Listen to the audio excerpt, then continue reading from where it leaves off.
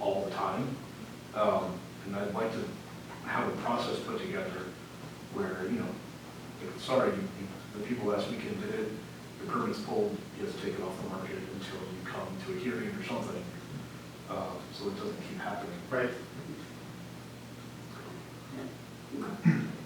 I would agree. I think a permit or something, just so one, that you have tabs on how much this is happening within the village. And then, I mean, it could potentially, if it's huge, be a source of income for the village.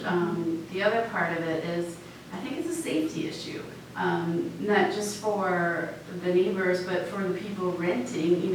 Somebody's like our home, older home, you can't, we're supposed to have a ladder because we only have one access route to our attic, so we're supposed to have a ladder so you can escape out a window if you needed to. I mean, with older homes and stuff, I think there's safety issues, and I think that if you have a permitting process, you at least have a process, and presumably the cost of the permit would pay for the inspection and make sure it's a safety, there's no safety hazards for people renting. And so to that point, there is an inspection required with the health permit. So technically right now, everyone's required with the health permit if they do it. Once again, we're only following up on a complaint basis. But so the one has now gotten a license from the health, or a permit from the health department. And that did require a village inspector to go there and review a myriad of things, right? So if there is a permitting process, which there is in the health department, that does cover that. Yeah, and locally, if there's a different set of regulations that we as a village outside of the health code want to look at, we could implement those, I believe, as well. I mean, I do think that there needs to be some sort of solution for when there are problems, because the situation on Lake Drive, well, it's sort of, I feel like, pales in comparison to the situation on Ardmore. I mean, I feel for the family on Ardmore. I have young children, and things that have happened with these neighbors or people renting their house next door is definitely not the ideal living situation, and I think that that's a big part of why people move to Shorewood. So I think some sort of repercussions for when you're violating the whatever that process is, there needs to be some sort of understanding that there is a process and that we have that expectation within as part of our community.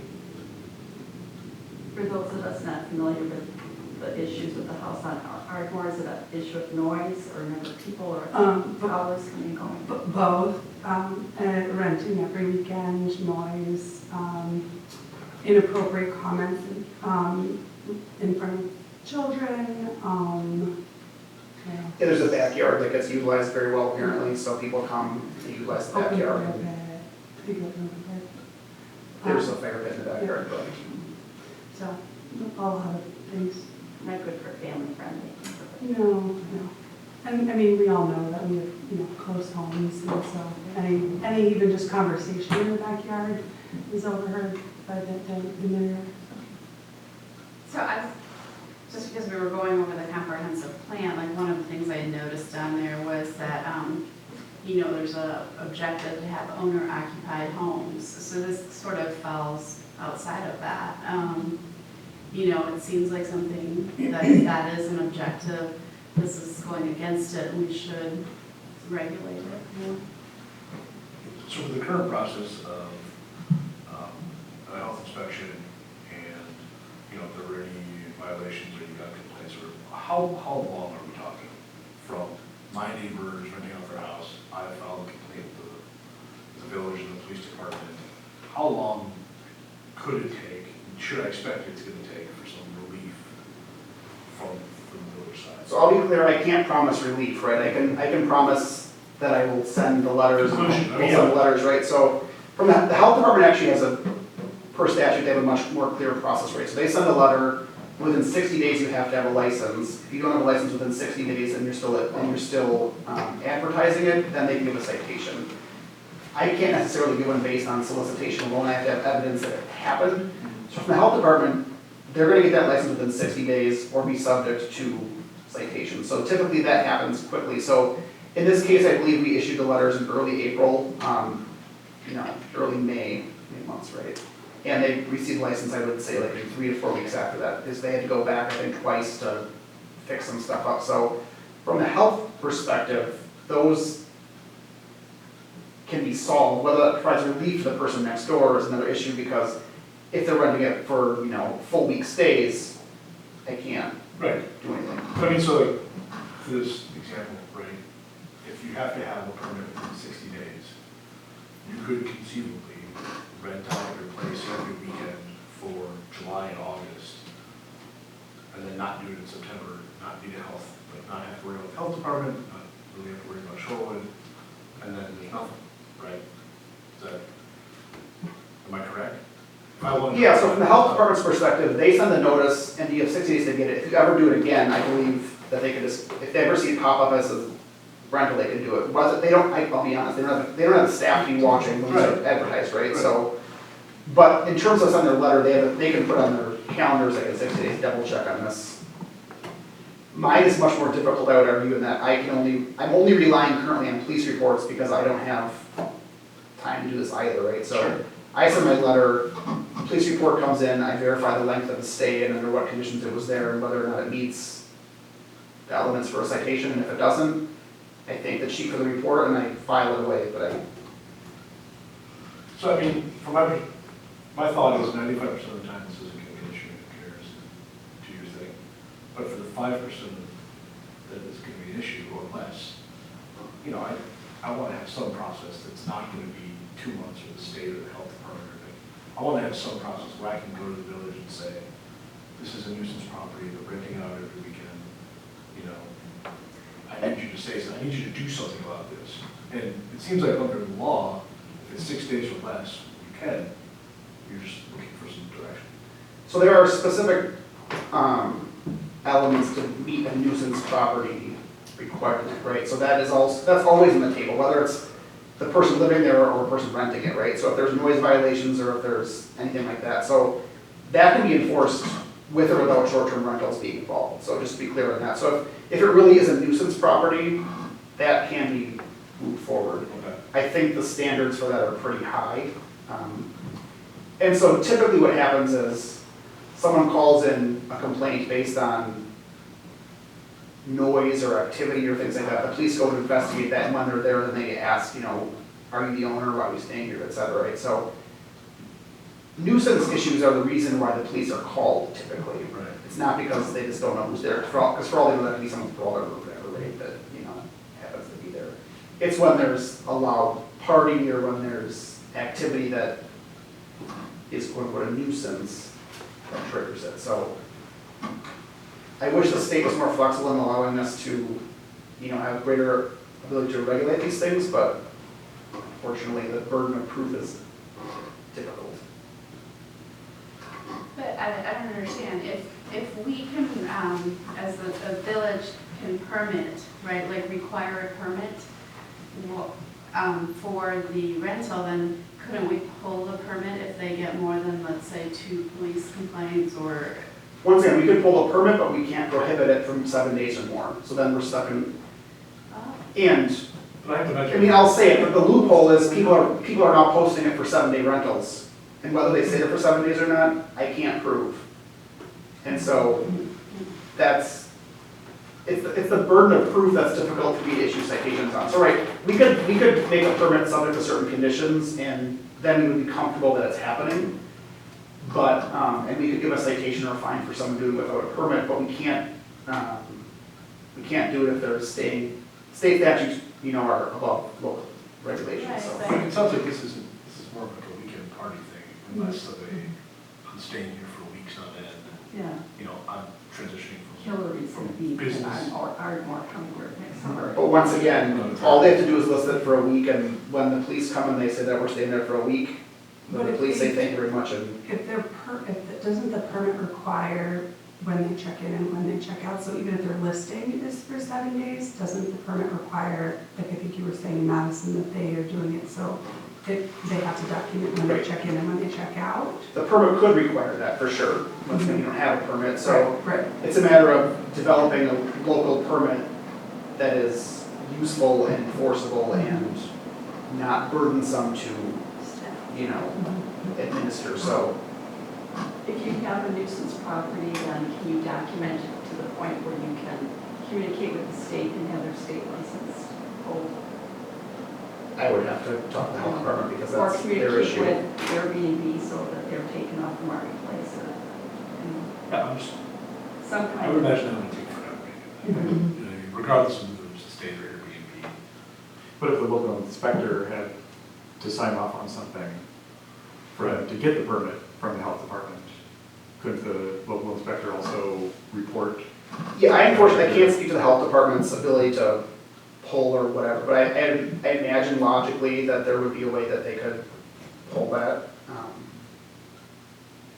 Once again, it's just a lot of chasing for perhaps little result currently, but I think to the point of this, President Rosa could ask me to put it on here just to give you guys an update of what the board has been grappling or discussing with. It is a zoning related issue, obviously, residential zoning is the purview of the plan commission. So the first step, like I said, was providing the information and documenting the enforcement procedures. My understanding is if it continues to be a problem, at some point I will be directed to, more heavily research a local permitting process. But once again, at this point, I haven't been directed to do that because it hasn't really risen to that level, unfortunately. And I'm tasked with other things, right? So. And you're not looking for that from us? I mean, I got the general direction, I got the general understanding that it seems like you're interested in doing a local permit. At some point, you're not opposed to it. You'll be delegating this to Crystal, I can tell. I give everything to Crystal. I have another question. Something along what I was reading was there was some way of calling it a business use if it was like more than 50% rental, or does that then require different zoning, like they couldn't operate in residential? So that's what I was trying to figure out is like, how broad is the state law? Like it doesn't seem like it should be that much of an absolute. Seems odd that it would be an absolute. State law. Yeah, that's a very specific, I don't know, it's a good point. I know that I don't believe they're required to be built to commercial standards for what it's worth, so Right. they're not subject to commercial building code. So a single family house, I don't have a good answer to that, sorry. Okay, well, yeah, I said that, because it looked like there was other ways. I mean, it seems like it's such a broad thing to say, well, as long as you're renting your place for 7 days or more, you can do it, and there's no limitations on it. Doesn't seem like that would even be logical. There's gotta be ways to pull a permit, there's gotta be ways to say, if you're renting it more than, this much percentage of the time that you're there, then it doesn't count as residential use, it needs to be zoned differently. I mean, there should be ways to regulate it. There are ways to regulate it. Enforcement, I would argue, is gonna always be, because I mean, on someone's regular permit, we don't know what their terms of stay are, right? Like, until it becomes a problem for someone else and they call us, we're out of it. Which I think is fine. That's fine. Right, It's yeah, when, it's when you get the call and it is a problem, and there's no way to. there should be some Yeah. recourse that we can take as a village to take care of the problem, We right? do have some kind of ordinance about the number of unrelated people who can be living together. So that you don't end up with, the kind of student housing that you see in college towns or Madison. I just wonder if there's definitions of living or the time frame and all that kind of stuff. A difference between you're working in Europe for a year, so you're going to rent out your house versus it's different cast of Right. characters every weekend. So All great questions, all great conversation. Yeah. It's one of, 55 things that come to my desk every day. So I think the point of the conversation is we try to document what we do know. And if it continues to be a problem, I think I will be tasked with working more on it. But at this point, I think I'm just presenting it for you guys to understand. And if you have more ideas on the concept or if you see another regulation somewhere that you're looking at, feel free to always forward it to me. I'm happy to take it in. But at this point, I think it was just an education conversation. Yeah, I thought the questions complying with municipal laws were really good. Do you have the right zoning for short-term rental? And ideally, people would call us and I would be able to give them an answer that would say that, okay, I guess we're not going to do it, but people proceed anyways. Okay, So that's what I had for that one at least. okay, great. So we'll move on. with discussion of village efforts related to energy goals and sustainability. And I'm gonna ask, this would be held over for future meetings, I don't know what the purpose of this competition was, so President Rosick would be able to answer that question for me. I did provide the village's sustainability action plan, once again, another plan that we have that has been, thought out, adopted, since the time of the comprehensive plan, so once again, another plan. I think part of her question was what's happening with it, who's following up on it, et cetera. But I can tell you my department specifically is not. The Conservation Committee is staffed by the village manager's office. So I got it from Tyler. I don't know what their progress is on or not, so I honestly do not have an answer as to what the hope was in this competition, so I'd like to hold it over until President Rosa can participate. You need a motion to do that? No. Okay, great. Okay, so then moving right along, we'll go on to next item on our agenda, which is update the 2020 census. So within your packet, I did share a letter that last year the Plan Commission was designated by President Rosick as the Census Complete Count Committee. I provided a pamphlet at each of your tables this morning or this afternoon. I got it after the agenda was already out. So last year the census visited my office to give a timeline and overview of what the 2020 census efforts are and how important it is to have a complete count in your community so you have the proper data and you have the proper representation for political reasons and things like that. So definitely a very important federally mandated process that we go through every 10 years. And so last year they had us designate this committee. It was the intent within the last year that they would then come back and offer training to the Plan Commission as to what this means to be a complete count committee and how you could engage other people in promoting it and possibly hiring people to do things like that. They unfortunately, I think there was some administrative mix-up in there, so they didn't come back to us until now. But they are requesting that all complete count committees be trained prior to August, because that's when the work will start. So they kind of came back to us in June and said, hey, sorry, we need to get this rolling. And so with that, they gave me a folder of information that they probably provide everyone the training. They're just looking for a day and time. I think it's under an hour just to come and meet with you personally and provide you with more information on it. They know way more than I do, obviously, on the topic. So I'll be sending out a doodle poll, unless there's a reason not to do that, for some availabilities in July. If anyone knows of anything right now, I cannot do Monday nights or I cannot do whatever, feel free to throw that in there. Otherwise, I can tell you I am on vacation the 5th through the, whatever next week is, 12th, if that's right. So I'll be looking at dates beyond then. I was going to say the first half of the month is better for me. Oh, well. So We'll work. yeah, so I'll send a poll out. I won't include the date that I'm not here just because I feel like they probably want me to be there. So the final 2.5 weeks of July will be within that. I can send some morning, afternoon, night options, unless once again, that's just completely up to table for some people. But just a heads up that it will be coming, and this brief pamphlet does introduce you kind of the topic. That's all I pretty much had in that. Question. So we're all on this committee? We've been volunteering. Yes, the Plan Commission as a whole was just designated as a complete count committee.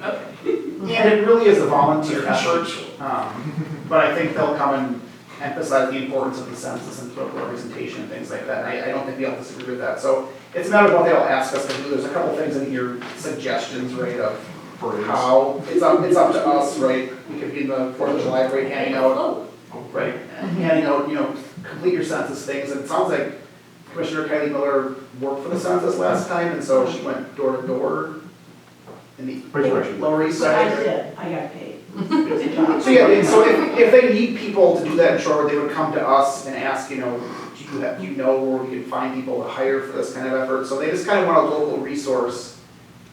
I think it's in here. I can share that Shorewood, to your all benefit, is one of the higher participating communities in Wisconsin. I think the data was in here.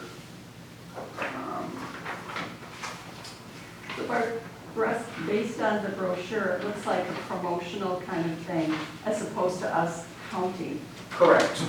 How many people do we count? We're not going to be counting the census. It's right here somewhere. So Wisconsin's participation rate was 82%. That's in 2010. And Shorewood's participation rate, no, that doesn't make sense. Sorry. We're higher than Wisconsin's, is my understanding. Well, we were 88% in 2000. We were 78% in 2010, so we were slightly lower. So I think it's our benefit to boost that back up to 88. I thought we were higher than Wisconsin, but it looks like Wisconsin, which is the #1 state for responding to the census, will be 82. So ideally, we can get above the state average on that. So What was it, maybe? Wisconsin in 2010 was 82% response rate, and Shorewood was a 78. But we previously had been 88, so I think there's some room to improve there perhaps. And I hope I'm not getting this wrong, but this is what, I know the colored pages were the inserts for us, the black and white religion ones, so. Anywho, that's what we're going to add. There'll be a Google Doodle date, she'll have much more information that makes hopefully more sense to y'all. Oh, we'll try to meet as a group? Yes. Do it all at once? Yep. So we need to then schedule our next meeting. Would be July 23rd. See, we do have one item that requires publication for a conditional use permit, so we're prepared to submit that tomorrow, assuming July 23rd works for everyone. Yeah, in general, as long as we have. Yeah, so we'll proceed with the publication for the 23rd. We'll get the agenda out the week before as well again.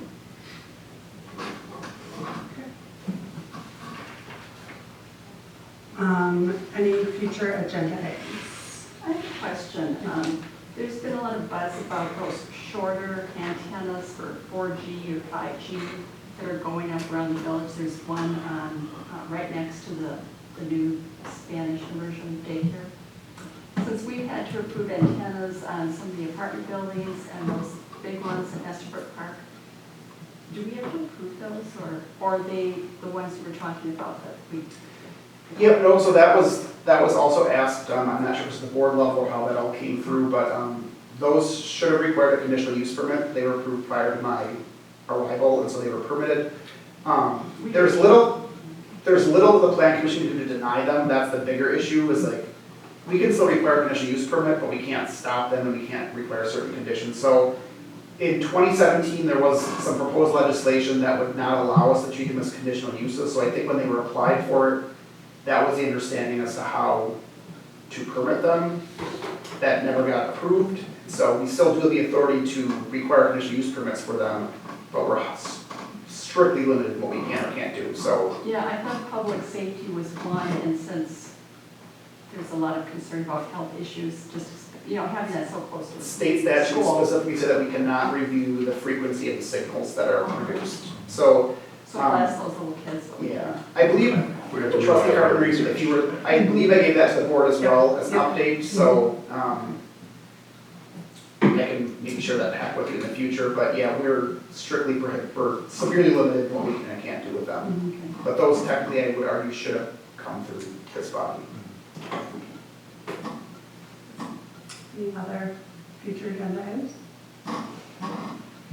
Okay, seeing none, then we'll move on. Motion to adjourn? Second?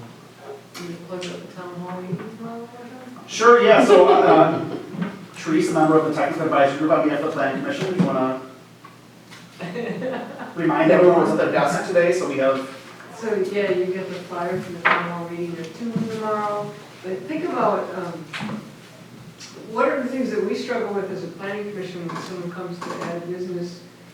I've got my set of questions that I'm bringing, representing the group, but feel free to send your questions directly to the tools that you can do here. You can show up at town hall, do it verbally, write it down, send emails, or through me. So, whatever clarification we're looking for on how we make decisions on parking and traffic, new businesses coming to Shorewood, things that we come across our docket. yeah, so there's 2 meetings tomorrow, one afternoon, one at night, 1 and 6, and then the next one we did schedule today for July 30th, I believe, if that's a Tuesday. So there'll be more information coming through Teresa and everything else. I think the one will be about the The next one- process, one will be about the traffic study, one will be about the parking study. The next one is specific to parking, so And then- once again, the plan commission has specific things in terms of commercial requirements. Great opportunity to submit them through the form, to me, through Teresa, however it needs to be taken, we'll be happy to pass it along. It's important it gets to the consultant, so your words are always better than mine. But they have more voices, is always good. A motion and a second. All those in favor? Adjourn. Aye.